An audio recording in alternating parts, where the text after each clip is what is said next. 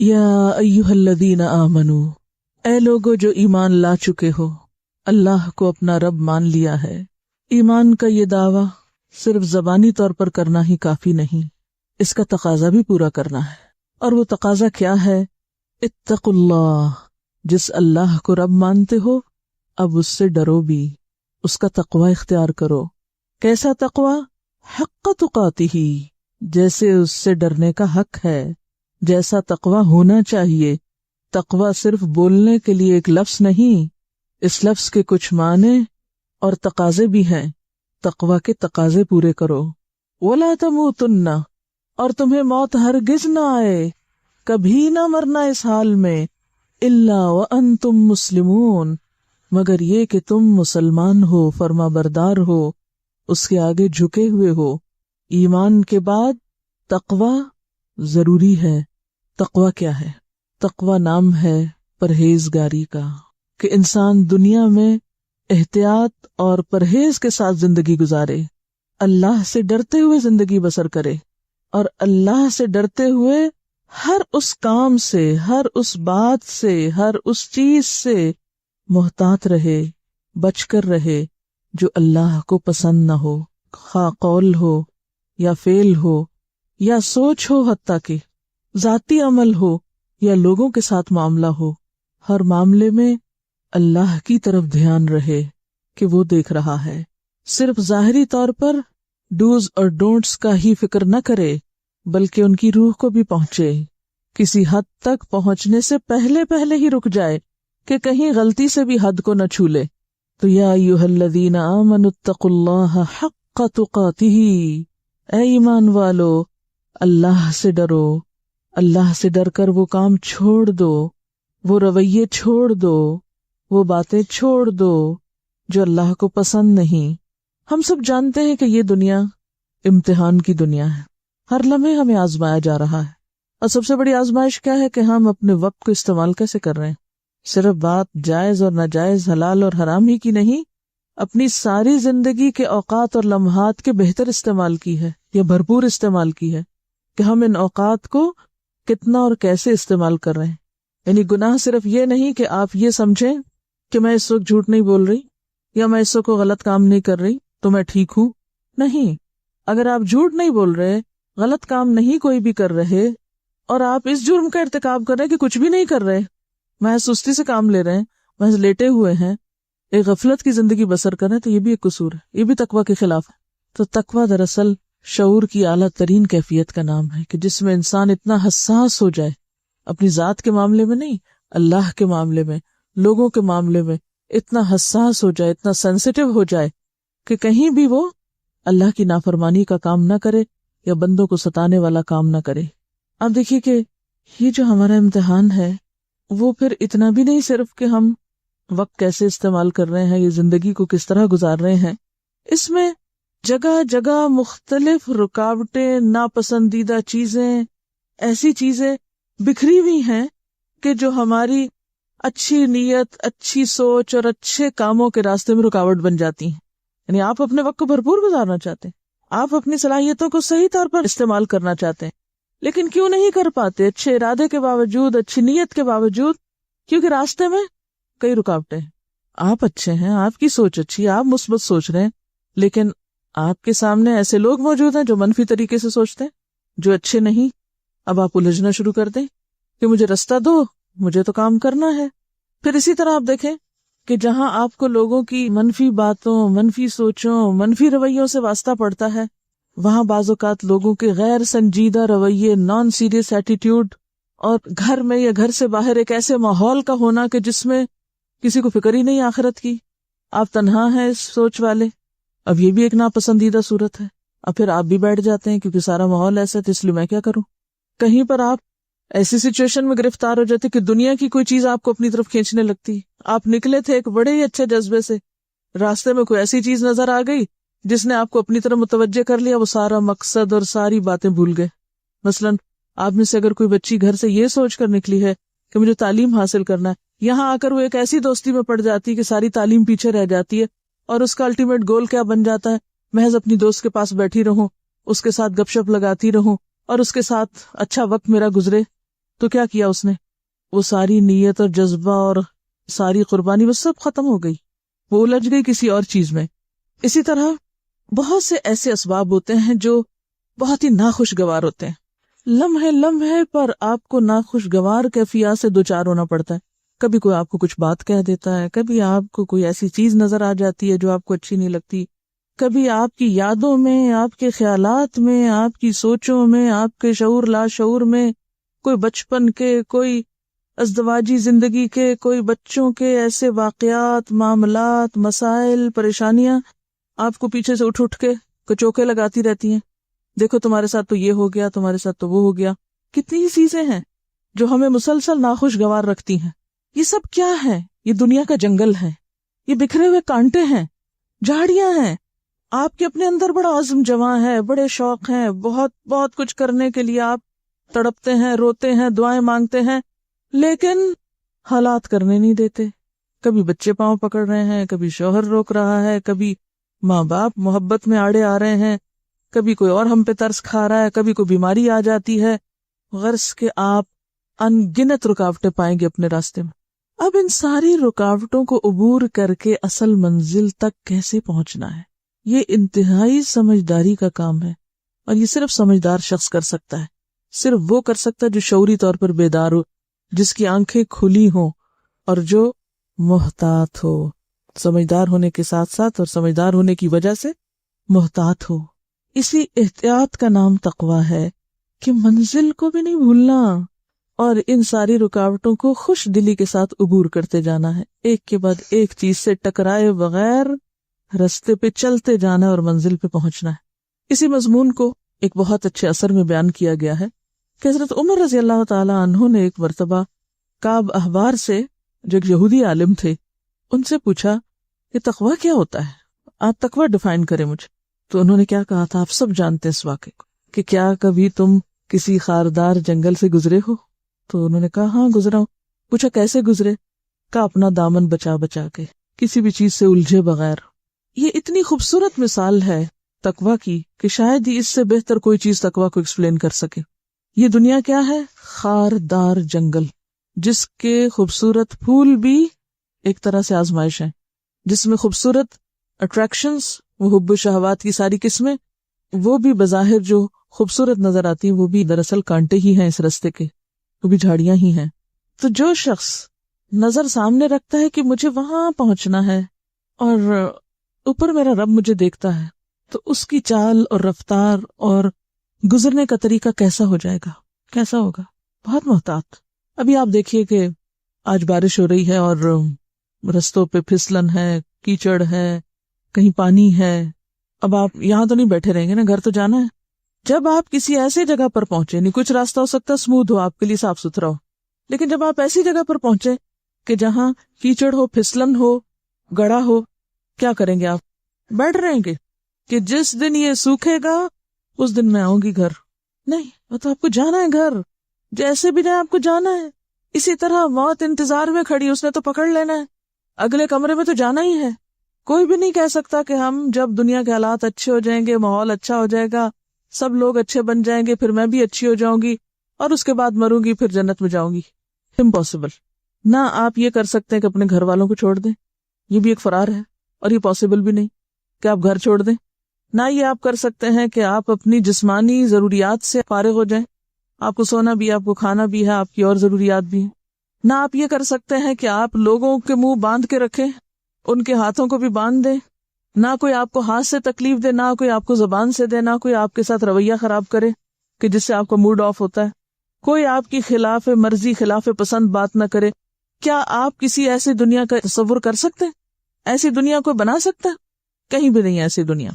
حتیٰ کہ سارے کے سارے بامقصد لوگوں کے بیچ میں رہنے سے بھی ایسی دنیا نہیں ملے گی آپ کو۔ اب آپ کو کرنا کیا ہے؟ محتاط ہونا ہے۔ کیسے محتاط ہونا ہے؟ لوگ جو بھی کہتے ہیں آپ کو اپنی زبان سنبھال کے استعمال کرنی۔ لوگ آپ کے بارے میں جو بھی سوچتے ہیں، آپ کو اپنی سوچ کو بدگمان نہیں ہونے دینا۔ آپ کو اپنی غلط فہمیوں اور بدگمانیوں کو اپنے اندر ہی ختم کرنا ہے۔ لوگ آپ کو کتنا بھی الجھائیں، کتنی بھی آپ کے سامنے اٹریکشنز لائیں کہ نہیں ادھر سے نہیں ادھر سے آ جائیے، یہ شارٹ کٹ ہے، تو آپ کو وہاں بھی محتاط ہونا ہے۔ تقویٰ شعور کی اعلیٰ ترین کیفیت کا نام ہے، اعلیٰ ترین شعوری کیفیت کا نام ہے، یعنی انسان کا شعور جو جاگ اٹھتا ہے۔ فَإِذَا هُمْ مُبْصِرُونَ کی جو کیفیت ہے کہ انسان کو نیکی کے مواقع نظر آنے لگتے ہیں، اپنی غلطیاں نظر آنے لگتی ہیں، گویا دوسرے معنوں میں غفلت سے نکلنے کا نام ہے، غفلت سے باہر آنے کا۔ ایک زندگی ہوتی ہے نا غفلت میں ڈوبی ہوئی، اچھے برے کی تمیز نہیں، بس جو ہو رہا ہے سو ہو رہا ہے، ٹھیک ہے، سب ٹھیک ہی کر رہے ہیں، سب اچھا چل رہا ہے، نہ نیکی کی کوئی خاص امنگ ہے، نہ تڑپ ہے، نہ شوق ہے، اور نہ ہی برائی پر کوئی خاص ندامت ہے، بس ایک ذہول کی کیفیت ہے۔ ذہول اصل میں عربی کا لفظ ہے۔ ذہول کی کیفیت ہوتی ہے یعنی غفلت سے ملتی جلتی، بس جیسے ایک نشے کی یا ایک بے خبری کی، لا علمی کی، یعنی لا علمی، بے خبری، جہالت، اور ہر ایک سے بے نیاز ہو کر، اپنی آخرت سے بے نیاز، اپنے ذمہ داریوں سے بے نیاز، اپنے فرائض سے بے نیاز، اس کیفیت کا ایک نام ہے۔ بے حسی بھی اس میں آ جاتی ہے، لیکن صرف بے حسی نہیں ہوتی، یعنی نہ تو اپنے انجام کا کوئی خوف ہے، نہ اپنی غلطیوں کا کوئی احساس ہے، بس جس حال میں ہم مطمئن ہیں۔ تو تقویٰ دراصل ہمیں اس سے باہر نکالتا ہے۔ اور قرآن پاک کے کوئی بھی صورت دیکھ لیں، کوئی بھی عمل کی بات دیکھ لیں، اس کے ساتھ ہی تقویٰ لگا ہوا ہے۔ یعنی تقویٰ کا تکرار اتنی زیادہ ہے، احکامات میں، اخلاق میں، عبادات میں، ہر چیز میں تقویٰ مطلوب ہے۔ اللہ تعالیٰ نے انسان کو عقل دے کر پیدا کیا نا، شعور کی اعلیٰ ترین کیفیت پیدا ہو جس میں انسان نہ صرف یہ کہ جسم کے تقاضے، روح کے تقاضے، عقل کے تقاضے اور اپنے دیگر تقاضے جو ہیں ان کا ادراک کر سکے اور ان کے اندر ایک توازن پیدا کرے، اور اللہ تعالیٰ کا ایسا قرب اس کو نصیب ہو کہ وہ اپنے اصل مقام پہ آ جائے، جس مقام پہ لقد خلقنا الانسان فی احسن تقویم، اور وَلَقَدْ كَرَّمْنَا بنی آدم کے جو عزت افزائی اللہ تعالیٰ نے بخشی، اور اسی کی بنا پر ان اکرمکم عند اللہ اتقاکم، جو اس میں جس لیول پر پہنچے گا پھر اتنا ہی اللہ تعالیٰ کی طرف سے اس کو عزت اور اس کو اللہ کا قرب نصیب ہوگا۔ تو یوں سمجھے کہ جیسے تقویٰ ایک آپ کے اندر ایک روشنی پیدا کر دیتا ہے نا، کہ جس میں انسان کو اس کو اپنا اپنا مقام نظر آنے لگتا ہے، اس کو اپنی منزل یا اپنا انجام نظر آنے لگتا ہے، اپنی غلطیاں نظر آنے لگتی ہے، نہیں وہ ایک اور ہی نگاہ سے خود کو دیکھنا شروع کر دیتا ہے۔ تو عام حیوانی کیفیت سے انسان کو اٹھاتا ہے یہ تقویٰ، ٹھیک ہے نا۔ تو تقویٰ کی زندگی محتاط زندگی، اور پوری کی پوری محتاط زندگی، آنکھیں کھول کے گزارنے والی زندگی، اندھا دھند بھیڑ چال کی طرح کسی کے پیچھے چلنے والی زندگی نہیں، وہ جا رہا ہے چلو میں بھی چلتی ہوں، نہیں، خود عقل سے کام لینا ہے، نہ جھاڑیوں کے ساتھ الجھنا ہے اور نہ جھاڑیوں کو اپنے ساتھ الجھنے دینا ہے، سمٹ سمٹ کے، سنبھل کے چلتے چلے جانا ہے، یہی تقویٰ ہے۔ تو یا ایھا الذین آمنوا اتقوا اللہ، اور یہ آتا کب ہے؟ جب انسان کے اندر اللہ کا ڈر آتا ہے، اللہ کا تقویٰ پیدا ہوتا ہے، تب تقویٰ والی زندگی نصیب ہوتی ہے، تبھی حق تقاتہ، آخری درجے میں سنبھلنا، اور یہ کیفیت ساری زندگی جاری رہے۔ یہ نہیں کہ کسی دن آپ تھک ہار کے بیٹھ جائیں، اتنے دن ہو گئے ہیں سنبھلتے اب تو میں گرنے لگی ہوں جھاڑی پہ، اب میں جا رہی ہوں اس پہ۔ کتنے بھی آپ تھکے ہوئے کانٹے پہ پاؤں نہیں رکھیں گے، کیونکہ آپ کو پتہ ہی زخمی کر دے گا، آئندہ چلنے کے قابل نہیں چھوڑے گا۔ لہذا وَلَا تَمُوتُنَّ إِلَّا وَأَنْتُمْ مُسْلِمُونَ، موت تک۔ کتنی زبردست وارننگ ہے، ہرگز نہ مرنا مگر یہ کہ تم فرما بردار ہو، اللہ سے ڈرنے والے ہو، اطاعت گزار ہو، تمہاری موت نافرمانی میں نہ آئے۔ کیوں؟ اس لیے کہ حدیث میں آتا نا کہ جیسی تمہاری زندگی ہوگی ویسی ہی تمہاری موت ہوگی، اور جس حال میں تم مرو گے اسی حال میں تم اٹھائے جاؤ گے۔ تو اگر موت اللہ کی نافرمانی میں آ گئی تو کیا ہوگا؟ اٹھو گے بھی تو اللہ کی نافرمانی میں نا، اور اللہ کی نافرمانی میں مر کے اللہ کو راضی تھوڑی کر سکتے۔ تو خاص طور پر اپنی عاقبت کی فکر۔ اس کے لیے کرنا کیا ہے؟ اس کے لیے آپ کو اجتماعی زندگی درکار ہے۔ یہ اتنا مشکل رستہ ہے، یہ اتنا مشکل امتحان ہے اس زندگی کا کہ آپ تنہا بچ ہی نہیں سکتے۔ تنہا بھیڑ کو تو بھیڑیا کھا ہی جائے گا، اکیلے نہیں چل سکتے، امپاسبل۔ کہ آپ ساری دنیا چھوڑ کے گھر میں جا بیٹھے اور کہیں میں متقی بن کے زندگی گزارنے لگی ہوں، یہ نہیں ہو سکتا۔ اس کے لیے حل بتایا گیا ہے، وَاعْتَصِمُوا بِحَبْلِ اللَّهِ جَمِيعًا، قرآن پر جمع ہونا۔ کیونکہ آپ دیکھیے کہ اگر سڑک کے اوپر صرف آپ ہی محتاط ڈرائیور ہیں اور باقی لوگ اناڑی ہیں، آپ بچ سکتے؟ نہیں بچ سکتے۔ آپ کو ماحول چاہیے ہی چاہیے، اور اس کے لیے اگر آپ صرف خود اکیلے قرآن پڑھ رہے ہیں تو کافی نہیں، اگر صرف آپ کا تعلق قرآن کے ساتھ تو کافی نہیں، اس کے لیے دوسروں کو بھی اس رستے پر لانا اور سب کو اسی پر اکٹھا کرنا ہے، تب آپ کے لیے پاسبل ہوگا کہ آپ بھی اس رستے پر بچ کے چل سکیں۔ تو حکم کیا؟ وَاعْتَصِمُوا بِحَبْلِ اللَّهِ جَمِيعًا، سب مل کر اس پر متفق ہو جاؤ، قرآن کو مضبوط تھام لو۔ حبل اللہ کا معنی یہاں اللہ کی رسی، رسی سے مراد یہاں جیسے کہ حدیث میں آتا ہے کہ القرآن حبل اللہ المتین، قرآن ہی اللہ کی مضبوط رسی ہے جس کا ایک سرا آپ کے ہاتھ میں اور ایک سرا اللہ کے پاس، اللہ سے جڑنے کے لیے اللہ سے مضبوط تعلق اور سہارا۔ پھر پھسلن والے رستے کو سامنے لے آئیے۔ تو آپ جب پھسلنے والے رستے سے گزرتے ہیں تو کیا کرتے ہیں؟ فوراً دوسرے کو پکڑ لیتے ہیں نا، کوئی اور ساتھ ہوتا ہے اس کو پکڑ لیتے ہیں، کوئی رسی پکڑ لیتے ہیں، کوئی جیسے وہ ہل کلائمبنگ کرتے ہیں تو کیا کرتے ہیں؟ رسی پکڑ پکڑ کے اوپر چڑھتے ہیں نا۔ تو ایک رسی یا ایک سہارا یا ایک سینٹر آپ کو چاہیے کہ جس سے آپ جڑے ہوئے ہوں، جس سے آپ کو مسلسل انرجی ملتی رہے، فیول ملتا رہے۔ تو وَاعْتَصِمُوا بِحَبْلِ اللَّهِ جَمِيعًا، اب آپ کو سہارا چاہیے۔ اچھا، عام طور پر ہم مشکل راستوں پر، مشکلات میں، تکلیف دہ رستوں پر کس کو سہارا بناتے ہیں؟ کس کا سہارا لینے کی کوشش کرتے ہیں؟ انسانوں پہ ڈیپینڈ کرنے لگتے، انسانوں کی طرف دیکھنے لگتے۔ پھسلنے والے کو آپ پکڑیں گے تو آپ کدھر جائیں گے؟ اکثر لوگ ایسے ہی پھسلتے ہیں نا۔ بہت سے لوگ جو ڈوبنے والوں کو بچانے لگتے ہیں وہ خود بھی ڈوب جاتے ہیں۔ تو یہاں ہمیں انسانی رہنمائی نہیں، اللہ کی رہنمائی کی طرف موڑا گیا ہے، اس سے جڑو، اللہ کا ڈر اور اللہ کی رہنمائی کتاب کی شکل میں، اور صرف اکیلے نہیں، اور سارے بھی اسی کے گرد جڑ جاؤ، اسی کے گرد جمع ہو جاؤ اور مضبوط پکڑ لو۔ مضبوط پکڑنے کا کیا معنی ہے؟ یہ نہیں کہ کبھی تعلق ہو اور کبھی نہ ہو، یہ تو محد سے لحد تک، حتیٰ کہ پھر قیامت کے دن بھی اس کے سائے کی ضرورت ہوگی۔ اپنے آپ کو پرکھیے، یہاں دو طرح کے لوگ ہیں، ایک آپ سے طاقتور ہے اور ایک آپ سے کمزور ہے، ایک آپ سے بڑا ہے، ایک آپ سے چھوٹا ہے۔ اور بڑے چھوٹے کو آپ سٹیٹس میں دیکھیں، کسی بھی چیز میں دیکھ لیں، یعنی بڑے اور چھوٹے کی جو بھی آپ ڈیفینیشن کریں۔ بڑا شخص آپ سے کوئی کام کہتا ہے، آپ کیا کرتے ہیں؟ مان جاتے ہیں نا۔ کیوں مان جاتے ہیں؟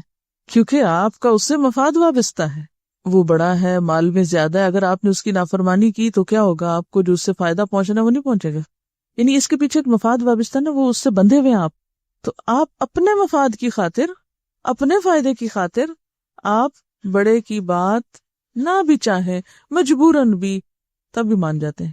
اب ایک ذرا کمزور ماڑا شخص آ گیا آپ کے پاس سے، لیکن وہ ضرورت مند ہے، آپ کی مدد کا مستحق ہے، اب آپ کو اللہ کی خاطر کرنا ہے اس کے ساتھ جو بھی کرنا ہے، اور وہ بہت بڑا ہے، بہت بڑا طاقتور ہے، اس پہلے والے شخص سے زیادہ بڑا ہے وہ، جس کی خاطر اب آپ اس اپنے سے چھوٹے کے ساتھ معاملہ کرنے لگے۔ اب یہاں آپ کیا کریں گے؟ کیا چیز آپ کو مجبور کرے گی کہ آپ اس چھوٹے کی بھی بات سنیں، اس کمزور کی بھی داد رسی کریں، دل جوئی کریں؟ ہاں، اللہ کا خوف ہی نا، اسی کا نام تو تقویٰ ہے نا۔ آپ کتنی تفسیریں کر چکے ہیں، تقویٰ اللہ کے خوف کو کہتے ہیں، لیکن جب عملی زندگی ہوتی ہے تو وہ خوف کہاں چلا جاتا ہے؟ یہ کوئی نہیں جانتا، کسی کو نہیں پتا۔ آپ اکیلے ہیں، ایک شخص کے ساتھ معاملہ کرتے ہیں، مطلب آپ ایک دفتر میں بیٹھے ہوئے، ایک شخص آتا ہے، آپ سے کچھ کہتا ہے، آپ یس سر کر کے جواب دیتے ہیں، وہ چلا جاتا ہے، ایک دوسرا آ جاتا ہے، آپ اس کو بےزتی کر کے نکال دیتے ہیں۔ کہاں ہے تقویٰ آپ کا؟ کس چیز کا فرق ہوا؟ تقویٰ تو کوئی نہ ہوا۔ اگر تقویٰ ہوتا تو آپ یہاں انصاف سے کام لیتے، عدل سے کام لیتے۔ ٹھیک ہے، کسی عمر میں بڑے یا کسی حیثیت رتبے میں بڑے شخص جس کو اللہ نے ایک مقام دیا، اس کو عزت دینا آپ کا فرض ہے، لیکن اس عزت دینے کا مطلب یہ نہیں کہ جو آپ سے کم ہے یا کمزور ہے یا چھوٹا ہے اس کو آپ اگنور کر دیں۔ اس چیز کو تو اللہ تعالیٰ نے اپنے رسول کے لیے پسند نہیں کیا، عبس وتولی ان جاءہ الاعمی۔ اور بعض اوقات یہ چیز دین کی تعلیم اور تبلیغ میں نظر آنے لگتی ہے لوگوں کی، کہ ساری کوششیں وہاں صرف ہونے لگتی ہیں جہاں سے علمی یا مالی یا کسی بھی طرح کا کوئی فائدہ ہو سکتا ہے، اور وہ طبقات اگنور ہونے لگتے ہیں یا پیچھے چھوڑ دیے جاتے ہیں کہ جن بیچاروں کو نہ دنیا میں اٹھنے کا موقع ملا اور نہ ان کو شعور کی بیداری کا، نہ کسی اور چیز کا۔ تو تقویٰ کا تقاضا کیا ہے؟ انسان بحیثیت انسان، مسلم ہے، نان مسلم ہے، مالدار ہے، فقیر ہے، پڑھا لکھا ہے، ان پڑھ ہے، کسی بڑے گھر میں رہتا ہے یا کسی جھونپڑی میں رہتا ہے، انسان بحیثیت انسان، میرے رب کی مخلوق، میرے رب کی پیاری چیز۔ اسی سچویشن کو آپ تھوڑا سا اور بھی بڑھا سکتے ہیں کہ کسی مؤثر شخص سے دوستی کرتے وقت، تعلق رکھتے وقت آپ بڑی خوشی محسوس کرتے ہیں کہ میری رشتہ داری، میرا تعلق، میری جان پہچان فلاں اور فلاں سے، اس سے مل کے آپ خوش ہوتے ہیں اور آپ اس سے تعلق قائم کرنے میں رکھنے میں کوشش کرتے ہیں کہ چھوٹ نہ جائے. اس کے برعکس ایک دوسرا شخص جس سے تعلق رکھ کے نہ آپ کو عزت ملتی ہے نہ شہرت ملتی ہے، اس کی ضروریات کا خیال رکھنا یا اس کی طرف نظر رکھنا، یا اگر وہ خون کے رشتے میں ہے یا کسی بھی اور تعلق میں ہے تو اس سے تعلق نہ توڑنا، چاہے وہ حیثیت میں ہم سے کم ہے. کیا سوچ کر؟ جیسے حضرت ابوبکر صدیق رضی اللہ تعالیٰ عنہ کیا کرتے تھے، جب وہ غلام آزاد کر رہے تھے تو بالکل مجبور، بے کس، بے سہارا قسم کے لوگوں کو آزاد کراتے تھے. تو ان کے والد نے ایک دن کہا، ابو قحافہ نے، کہ ابوبکر میں تمہیں دیکھتا ہوں کہ تم اپنے مال کو ایسے لوگوں پہ لگا رہے ہو جو تمہیں کوئی فائدہ نہیں پہنچا سکتے.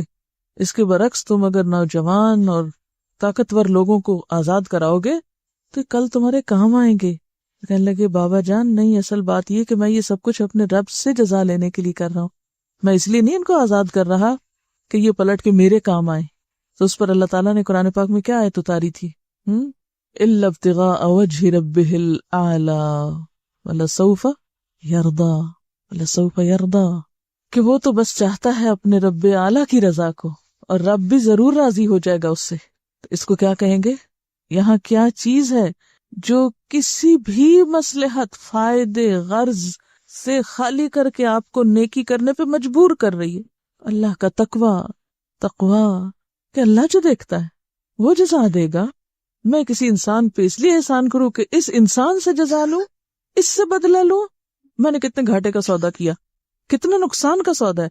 آپ نے ایک نیکی کی تاکہ اللہ سے جزا لیں، اور آپ نے نیکی کی تاکہ آپ اس انسان سے جزا لیں، اس سے شکریہ لیں. کیا کیا آپ نے؟ اب دو لوگ لے لیجئے، ایک شخص ہے وہ اللہ تعالی سے جزا کی خاطر نیکی کرتا ہے، وہ یہ نہیں دیکھتا کہ اس کا مجھے دنیا میں کیا ریٹرن ملنے والا ہے. اور ایک یہ ہے کہ جو انسان سے بدلہ لینے کی خاطر اس سے کسی قسم کا ڈائریکٹ یا انڈائریکٹ فائدہ حاصل کرنے کی خاطر نیکی کر رہا ہے. کس نے نفع کا سودا کیا اور کس نے گھاٹے کا سودا کیا؟ جس نے اللہ سے سودا کیا، جس نے اللہ کی خاطر کام کیا، الا ابتغاء وجہ ربہ الاعلی کام کیا، اور دوسرا جس نے انسانوں سے کوئی فائدہ حاصل کرنے کے لیے کام کیا، اس نے بڑا ہی سخت نقصان کیا اپنا، کیونکہ انسان تو خود محتاج ہے، وہ کسی کو کیا دے سکتا ہے. اسی لیے ہماری نیکی عام نہیں ہوتی، نیکی پھیلتی نہیں ہے، نیکی کے اثرات دور تک جاتے ہی نہیں ہیں، کیونکہ ہم محدود فائدوں کی خاطر نیکی کر رہے ہوتے ہیں، ہم لامحدود کی خاطر کرتے ہی نہیں ہیں. تو نتیجہ بھی تو ویسے ہی نکلے گا نا. آپ صلی اللہ علیہ وسلم نے غزوہ حنین کے موقع پر ایک شخص کو وادی بھر بکریاں دے ڈالی تھیں. وہ جو عرابی آپ کو چمٹ گئے تھے ان کو آپ نے دے دیا تھا، حالانکہ وہ اتنے حقدار نہیں تھے. کیوں؟ دین کی خاطر. لوگوں کو دین میں داخل کرنا تھا، لوگوں کی بھلائی تھی، اس میں آپ کی بھلائی تھوڑی تھی. لوگوں کو دین میں لانا تھا.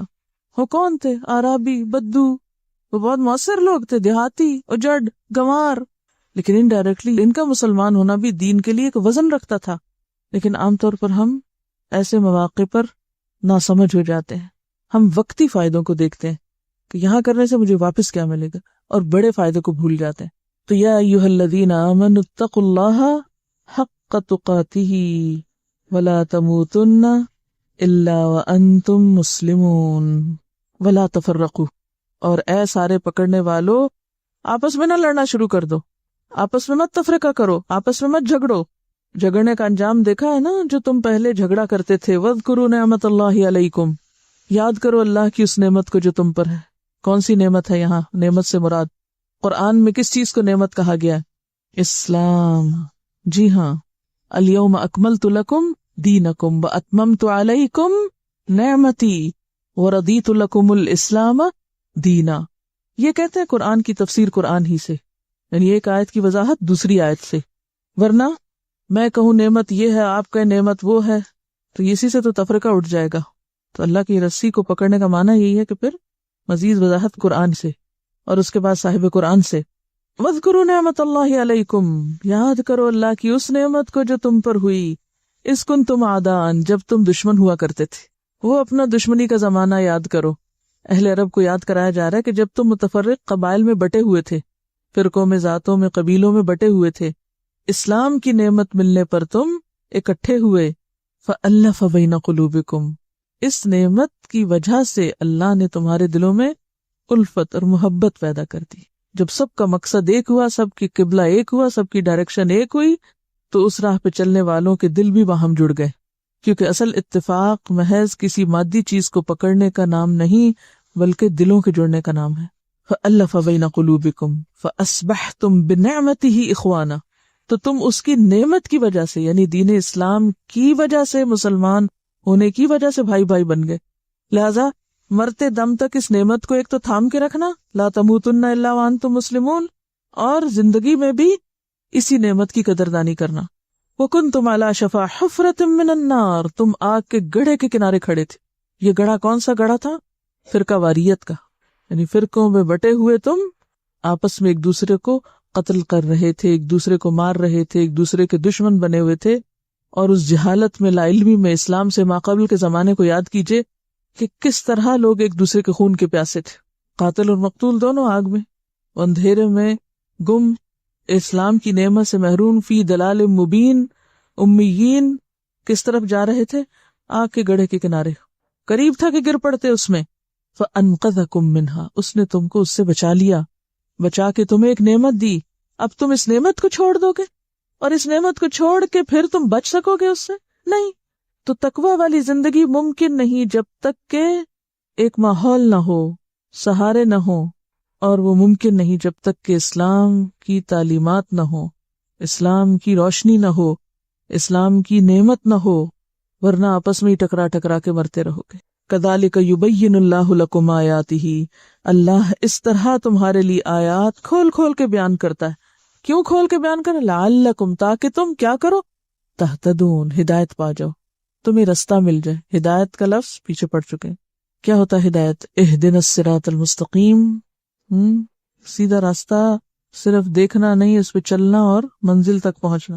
یہی راستہ ہے جس سے تم اپنی منزل کو پالو گے۔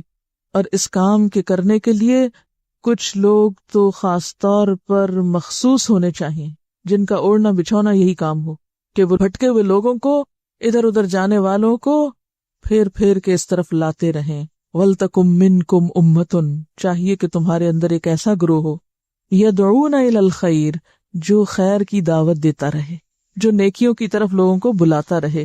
کیونکہ بھلوانے والی چیزیں بہت ہیں، نفس کی خواہشات بھلواتی ہیں، شیطان بھلواتا ہے، معاشرہ، بہت سے لوگ ہمیں اصل سے دور کرتے رہتے ہیں۔ تو اب کیا ضروری ہے کہ دور جانے والوں کو واپس لایا جائے۔ تمہارے اندر ہی ایک ایسا گروہ جو لوگوں کو واپس پھیرے۔ جیسے کسی بھی معاشرے کے اندر، کسی بھی سوسائٹی میں بیمار لوگوں کے لیے ہسپتال ضروری ہے، ڈاکٹر ضروری ہیں، اسی طرح روحانی بیماروں کے لیے بھی معاشرے کے اندر ایسے مسیحا ضروری ہیں کہ جو ان کو آگ کے گڑھے کے کنارے جانے سے روکے اور پھیر کے اصل مرکز کی طرف جوڑیں، خیر کی طرف بلائیں۔ اور خیر سے مراد یہاں اللہ کی اطاعت کے کام ہیں۔ رسول اللہ صلی اللہ علیہ وسلم نے اس آیت کی تلاوت کر کے فرمایا کہ خیر سے مراد قرآن و حدیث کا اتباع ہے۔ پہلا کام یدون الی الخیر، آؤ اللہ رسول کی اطاعت کرو، ویأمرون بالمعروف، اور نیکیوں کا حکم دیں، نیکیوں کا حکم دیں، معروف کی طرف بلائیں۔ رسول اللہ صلی اللہ علیہ وسلم نے فرمایا من رآ منکم منکرا فلیغیرہ بیدہ، جو تم میں سے برائی دیکھے اسے چاہیے کہ اپنے ہاتھ سے اس کو بدل دے، یعنی کوئی خرابی دیکھے تو اس کو صاف کرے، اس کی جگہ صحیح چیز لائے۔ فإن لم یستطع فبلسانہ، اگر ایسا نہ کر سکے تو زبان سے، یعنی کسی اور کو کہے کہ وہ کرے۔ فإن لم یستطع فبقلبہ، اور اگر ایسا نہیں تو دل میں اس کی قباحت محسوس کرے۔ وذالک اضعف الایمان، اور ایمان کا کمزور ترین حصہ ہے۔ یہ بالکل ایسے ہی نا کہ جیسے گھر میں آپ بیٹھی ہوتی ہیں تو دودھ گر گیا، آپ کیا کرتی ہیں؟ اٹھ کے جا کے کارپیٹ صاف کر دیتی ہیں، فرش صاف کر دیتی ہیں۔ بعض اوقات آپ خود مصروف ہیں کسی کام میں، یا آپ اٹھ نہیں پا رہے تو آپ اپنے بچے کو یا کسی کو بھی خادم کو بلاتے ہیں، کہتے کہ یہ جگہ صاف کر دو، زبان سے کہہ دیا۔ اور اگر دودھ گرے، چولہے کا ستیہ ناس ہو، دودھ اس پہ جلتا ہی چلا جائے اور صاحب خانہ کو اس کی کوئی بدبو نہ آئے، تو اس کا مطلب ہے کہ بے حس ہیں۔ تو اسی طرح معاشرے کے اندر اگر برائیاں پھیل رہی ہیں، تعفن پھیل رہا ہے، گندگی پھیل رہی ہے، اخلاقی خرابیاں عام ہیں، اور آپ ایمان والے ہوتے ہوئے شعور ہی نہیں رکھتے، آپ کو اس تعفن کی بوئی نہیں آتی، تو پھر یہ ایمان کیسا ہے اندر؟ یہ تو کمزور ترین درجہ ہے ایمان کا۔ یعنی مومن کی پہچان کیا ہے؟ ایمان والے کی پہچان کیا ہے؟ کہ وہ برائی دیکھتے ہی اپنی کوشش میں لگ جاتا ہے کہ اس کو میں ٹھیک کروں، نہیں کر سکتا تو دوسروں کو توجہ دلاتا ہے، اور اگر وہ ایسا بھی نہیں کرتا تو پھر تیسرا درجہ تو آخری درجہ ہے ایمان کا۔ رسول اللہ صلی اللہ علیہ وسلم سے پوچھا گیا من خیر الناس، لوگوں میں سب سے اچھے کون ہیں، اچھے لوگ کون ہوتے ہیں؟ آپ نے فرمایا آمرہم بالمعروف وانہاہم عن المنکر واتقاہم للہ واصلہم بالرحم، سب سے زیادہ نیکیوں کا حکم دینے والے، سب سے زیادہ برائیوں سے روکنے والے، سب سے زیادہ اللہ سے ڈرنے والے، اور سب سے زیادہ رشتوں کو جوڑنے والے. یہ ہے سب سے اچھے انسان کی پہچان. یعنی ایک ایمان والے کی پہچان کیا ہے؟ کہ وہ اس کام میں سب سے آگے ہوتا ہے.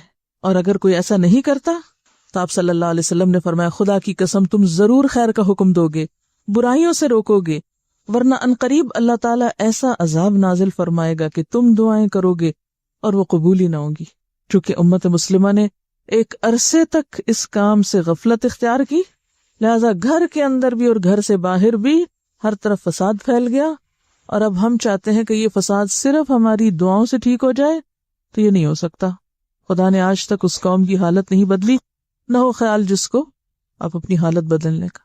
اب تو قربانی کرنی پڑے گی، اب تو بڑے پیمانے پر اس معاملے کی اصلاح کرنی پڑے گی، تبھی اللہ کی رحمت آئے گی. تو یأمرون بالمعروف وینہون عن المنکر، اور وہ برائیوں سے روکنے والے ہوں. وَأُولَئِکَ هُمُ الْمُفْلِحُونَ، اور یہی لوگ ہیں کامیاب ہونے والے.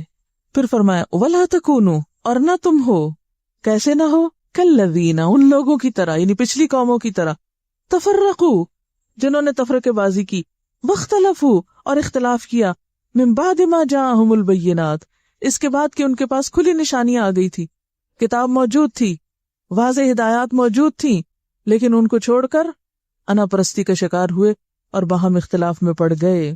حضرت معاویہ رضی اللہ تعالیٰ عنہ سے روایت ہے رسول اللہ صلی اللہ علیہ وسلم نے فرمایا تم سے پہلے اہل کتاب 72 فرقوں میں بٹ گئے، اور یہ امت 73 فرقوں میں بٹ جائے گی، جن میں سے 72 جہنم میں اور ایک جنت میں جائے گا. صحابہ نے عرض کیا وہ نجات پانے والا فرقہ کون سا ہوگا؟ آپ نے فرمایا ما انا علیہ و اصحابی، جس پر میں اور میرے صحابہ ہیں. اہدنا الصراط المستقیم صراط الذین انعمت علیہم، انعام یافتہ گروہ، آپ کے ساتھیوں کا گروہ، یعنی آپ کی پیروی اور آپ کے صحابہ کرام کے طریقوں کی پیروی. ولا تکونوا کالذین تفرقوا واختلفوا من بعد ما جاءہم البینات واولئک لہم عذاب عظیم، ایسے لوگوں کے لیے عذاب عظیم ہے. تو اس سے یہ پتہ چلتا ہے کہ یدعون الی الخیر، یامرون بالمعروف اور ینہون عن المنکر کا کام اس وقت رک جاتا ہے جب لوگ ایک دوسرے کو کاٹنے لگتے ہیں، جب آپس کے اختلافات بڑھ جاتے ہیں، جب اصل کتاب ہدایت کو پیچھے چھوڑ دیا جاتا ہے، جب ہر شخص اپنی منمانی باتیں اور فلسفے بگاڑنے لگتا ہے، جب وہ اللہ کی کتاب کے ذریعے لوگوں کو ہدایت دینے کی بجائے محض اپنے تخیلات کی بنا پر لوگوں کو خیر کی طرف بلاتا ہے. یہ خیر کا تصور اس کے ذہن میں کچھ اپنا ہی من گھڑت ہوتا ہے. تو جب تک ہم کسی بیماری سے شفایاب ہونے کے لیے صحیح طریقہ علاج نہیں اختیار کریں گے، کیا نہیں ہوگا؟ شفا نہیں ہوگی. تو بہت سی کوششیں ناکام ہوتی چلی جائیں گی جب تک ہم نے اصل کو نہ پکڑا. اور وہ کیا ہے؟ تفرقہ بازی چھوڑ کر، باہمی اختلاف چھوڑ کر اصل کو پکڑ لینا، نہ کہ اس اصل کو اختلاف کا ذریعہ بنا لینا. کیونکہ یہاں اہل کتاب کی مشکل کیا بتائی گئی کہ ان کے پاس اللہ کی ہدایت موجود تھی، پھر بھی اختلاف کرتے رہے. یعنی ایک اختلاف کیا ہے؟ لا علمی میں، لا علمی کا اختلاف، جہالت کا اختلاف. اور ایک اختلاف کیا ہے؟ جانتے بوجھتے ہوئے اختلاف. تو لا علمی میں تو اختلاف اس لیے ہوتا ہے کہ پتہ ہی نہیں، اور جانتے بوجھتے اختلاف کب ہوتا ہے؟ جب انسان اللہ کی بزرگی کو چھوڑ کر اپنی بزرگی کے شوق میں مبتلا ہو جاتا ہے، ایگوئسٹ ہو جاتا ہے، انا پرست ہو جاتا ہے، جب سیلف سینٹرڈ ہو جاتا ہے، صرف اپنی ذات کی خود نمائی کے شوق میں مبتلا ہو جاتا ہے. پہلے لوگوں کے لیے مفلحون فلاح تھی، اور ان لوگوں کے لیے عذاب نظیم ہے. یہ کیا عذاب نظیم ہے؟ یوم تبیض وجوہ، یہ اس دن پتہ چلے گا جب لوگوں کی اصلیت سامنے آ جائے گی، اور ان کی اصلیت ان کے چہروں پہ آ جائے گی. کیسے؟ کچھ چہرے تو اس دن سفید ہوں گے، یعنی روشن ہوں گے، چمکدار ہوں گے. وہ تسود وجوہ، اور کچھ چہرے سیاہ ہوں گے. یہ فرق کس وجہ سے ہوگا؟ اعمال کی وجہ سے ہوگا. روشن چہرے کن کے ہوں گے؟ یدعون الی الخیر یامرون بالمعروف وینہون عن المنکر، صرف اللہ کی خاطر کرنے والوں کے. اور سیاہ چہرے کن کے؟ جن کے پاس ہدایت، دین، سمجھ سب کچھ آ جائے، اس کے بعد وہ اختلاف اور تفرقہ کریں. فاما الذین اسودت وجوہہم، تو سیاہ چہرے والوں سے پوچھا جائے گا اکفرتم بعد ایمانکم، ایمان لا کے تم نے کفر کیا؟ نعمت اسلام ملنے کے بعد تفرقے کا شکار ہو. یا کفر سے مراد کیا ہے؟ کس چیز کو کفر سے تعبیر کیا جائے؟ فرقہ واریت کو. اب دیکھیں نا اس آیت کو الگ سے نہیں، اس کو اس سے ریلیٹ کر کے پڑھیے. پہلے فرمایا نیکی کی طرف بلاؤ، پھر کہا تفرقے میں نہ پڑو، پھر فرمایا 2 طرح کے چہرے ہوں گے قیامت کے دن، جو پہلے طرح کا کام کرے گا اس کا چہرہ روشن اور دوسری طرح کا کرنے والے کا چہرہ سیاہ. اب صرف سیاہ چہرے والوں کی بات ہو رہی ہے. کالے منہ والوں سے کہا جائے گا ایمان کے بعد تم نے کفر کیا. یہ کون سا ایمان اور کون سا کفر ہے؟ ایمان یہ ہے پہلے حکم کو ماننا، اور کفر کیا ہے؟ جس سے روکا گیا اس کو اختیار کرنا. کفر انکار کو کہتے ہیں نا. فذوقوا العذاب بما کنتم تکفرون، یعنی اتنی شدت ہے اس آیت میں کہ اس تفرقہ بازی اور مسلمانوں کے باہم اختلاف کو کفر سے یہاں تعبیر کیا گیا کہ انسان پھر اصل رستے سے ہٹ جاتا ہے. کیونکہ یہ ہو نہیں سکتا کہ جو شخص اللہ سے محبت کرتا ہو وہ ان سارے لوگوں سے محبت نہ کرے جو اللہ سے محبت کرنے والے ہیں. اس کے لیے تو دعا بھی سکھائی گئی، اللہم ارزقنا حبک و حب من یحبک. اللہ تیری محبت بھی چاہتی ہوں اور ہر اس بندے کی محبت چاہتی ہوں جو تجھ سے محبت کرتا ہو. اتفاق ہو گیا نا؟ یہ اتفاق پیدا کرنے والی دعا ہے نا. یہ تو نہیں ہو سکتا کہ اللہ تجھ سے تو محبت کرتی ہوں لیکن تیرے چاہنے والوں سے میں عداوت رکھتی ہوں. یہ 2 مختلف اور متضاد چیزیں ہیں. اور پھر بتائیں سفید چہرے کس کے؟ وَأَمَّا الَّذِينَ ابْيَضَّتْ وُجُوهُهُمْ فَفِي رَحْمَةِ اللَّهِ، جن کے چہرے روشن ہوں گے وہ اللہ کی رحمت میں ہوں گے. ہم فیہا خالدون، جس میں وہ ہمیشہ ہی رہیں گے. تلک آیات اللہ نتلوہا علیک بالحق، یہ اللہ کی آیات ہیں جنہیں ہم آپ پر حق کے ساتھ پڑھیں، ٹھیک ٹھیک سنا رہے ہیں. وَمَا اللَّهُ يُرِيدُ ظُلْمًا لِلْعَالَمِينَ، اللہ لوگوں کے ساتھ ظلم کا ارادہ نہیں رکھتا، جہان والوں پہ ظلم نہیں کرنا چاہتا. ظلم کیا تھا؟ کہ لوگوں کو حق سے محروم کر دیا جائے، علم سے محروم کر دیا جائے، ہدایت سے محروم کر دیا جائے، پھر اچانک پکڑ لیا جائے. اللہ نے تو ہدایت کا انتظام کیا لیکن کچھ لوگوں نے اسی کو چھپا دیا، اس کو ایک طرف پھینک کے آپس میں لڑائی شروع کر دی. وَلِلَّهِ مَا فِي السَّمَاوَاتِ وَمَا فِي الْأَرْضِ، اور اللہ کے لیے ہے جو کچھ آسمانوں میں ہے اور جو زمین میں ہے. وَإِلَى اللَّهِ تُرْجَعُ الْأُمُورُ، اور سارے معاملات اللہ کی طرف لوٹائے جائیں گے. یاد رکھو تم بھی اللہ ہی کی طرف واپس لائے جانے والے ہو. اب فرمایا کنتم خیر امت، تم ایک بہترین امت ہو، خیر امت ہو. کب، کون، کیسے؟ اخرجت للناس، جو لوگوں کے لیے نکالی گئی ہے، جس کا کام لوگوں کو فائدہ پہنچانا ہے، جو انسانیت کی بھلائی کے لیے وجود میں لائی گئی. کیسے؟ تأمرون بالمعروف، تم نیکی کا حکم دیتے ہو اس لیے اچھے ہو. وتنہون عن المنکر، اور تم برائیوں سے روکتے ہو. وتؤمنون باللہ، اور تم اللہ پہ ایمان رکھتے ہو. ولو آمن اہل الکتاب، اور اگر اہل کتاب ایمان لے آئے ہوتے یعنی یہ کام کر چکے ہوتے. کون سا کام؟ امر بالمعروف اور نہی عن المنکر کا، جس کو انہوں نے چھوڑا. کیوں چھوڑا؟ کیونکہ آپس میں اختلاف شروع کر دیا، اصل بات کو بھول گئے، باہم لڑائیاں شروع کر دی. تو اگر اہل کتاب ایمان لاتے تو بہتر تھا. اب یہاں پھر آپ دیکھیں کہ اہل کتاب کے تفرقے کو چونکہ کفر کہا گیا تو ان کے تفرقہ چھوڑنے کو یہاں کس سے تعبیر کیا گیا؟ ایمان سے. منہم المؤمنون، ان میں سے بعض ایسا کام کر بھی رہے ہیں، مومن ہیں. وَأَكْثَرُهُمُ الْفَاسِقُونَ، اور اکثر ان میں سے فاسق ہیں. عام طور پر جب یہ آیت پڑھی جاتی ہے کنتم خیر امت، تو ہم صرف اس حصے کو لے لیتے ہیں، ہم سب بہترین امت ہیں، کہ بحیثیت قوم کے ہم خیر امت ہیں اور ہم ساری قوموں سے بہتر لوگ ہیں. چاہے ہم برے سے برے کام کریں پھر بھی ہم کیا ہیں؟ سب سے اچھے. We are the chosen people, جیسے یہود بھی کہتے تھے، نسلی تفاخر، ہم سب سے اچھے، ہم ہی بہتر. جیسے مولانا حالی نے کہا تھا نا، وہ امت لقب جس کا خیر الامم، امت مسلمہ کو کیا لقب دیا گیا تھا؟ خیر الامم، ساری امتوں سے بہتر. لیکن اس بات کو یاد رکھیے کہ کہیں اس بات میں غلط فہمی کا شکار نہ ہو کہ یہ ہمیں مسلمان ہوتے ہی لقب مل گیا، بس ہم کچھ کریں یا نہ کریں ہم انٹائٹلڈ ہیں اس لقب کے کیونکہ ہم مسلمان ہیں. تو صرف مسلمان گھرانے میں پیدا ہونے سے آپ کو یہ لقب نہیں مل سکتا جب تک کہ آپ آیت کا باقی حصہ بھی نہ اختیار کریں. اور وہ کیا ہے؟ اخرجت للناس، لوگوں کے لیے نہ نکلیں. لوگوں کے لیے نکلنے کا کیا مطلب ہے؟ ان کی خیر و بھلائی کے کام جب تک نہ کریں، ان کو جب تک فائدہ نہ پہنچائیں. کیسا فائدہ؟ تأمرون بالمعروف وتنہون عن المنکر، جب تک تم امر بالمعروف نہ کرو اور نہی عن المنکر نہ کرو. تو گویا اگر مطلوبہ صفات ہوں گی تو ہی خیر امت ہوں گے، ورنہ قیامت کے دن رسوائی سے کوئی بچا نہیں سکتا.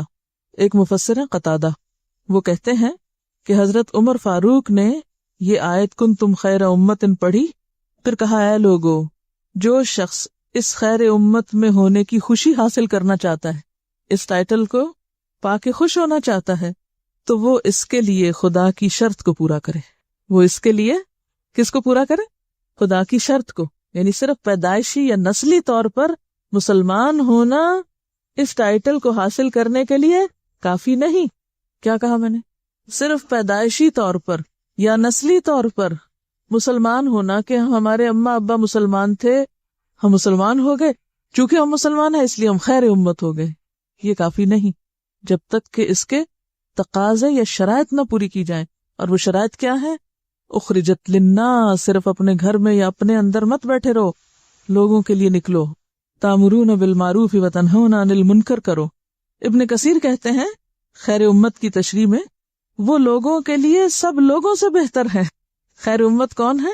جو انسانوں کے لیے باقی سارے انسانوں سے زیادہ بہتر ہیں، فائدہ مند ہیں۔ اسی لیے جب کوئی ڈیزاسٹر ہوتا ہے دنیا میں یا کوئی مصیبت آتی ہے تو ہم سب سے پہلے پہنچتے ہیں، ایسا ہی ہے؟ کیا کریں، پہلے کیسے پہنچے؟ وسائل ہی نہیں ہے، عقل ہی نہیں ہے، ایسا ہی ہے۔ دنیا کے جتنے بھی ریسورسز ہیں ان میں سے آدھے مسلمانوں کے پاس، ایک بڑی تعداد ہے مسلمانوں کی، لیکن خیر کے کاموں میں کہاں، کس درجے پر؟ وہ پیچھے۔